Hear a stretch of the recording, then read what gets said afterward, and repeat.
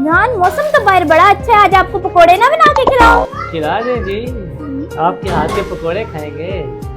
हाथ छोड़ नहीं दे जान, पकोड़े चल जाएंगे। रुको जरा, सबर करो। तारीख भी 12 है, अभी पूरा महीना पड़ा है, सैलरी भी एंड लगी हुई है, पता नहीं किस तरह गुजरेगा महीना। अरीश के बाबा बात सुने, ये बिजली गैस का बिल है, ये जमा करवाना है। और हाँ मुझे याद आया, ये राशन की लिस्ट है, ये भी लाना है। और अरीश के स्कूल से कॉल आई थी, उनकी मैम बोल रही थी उनका स्पोर्ट डे है तो उसकी फी भी जमा करवा दें और उसको स्पोर्ट डे के लिए नया ड्रेस भी लेकर देना। अरीश के बाबा हाँ, शाम में क्या पकाना है भाई, मौसम भी बारिश वाला हुआ है। पकोड़े बना देना कहीं। हाँ, वो मैंने आपको रात को ही बोला था कि सिलेंडर भरवा दें, दूसरी गैस नहीं आ रही। अच्छा मैं जाता हूँ, भरवा लाता हूँ सिलेंडर। अच्छा एक बात सुने, आते हुए आलू भी लेते आइएगा पकोड़ों के लिए। हालातां दे जाल च फस गई जवानी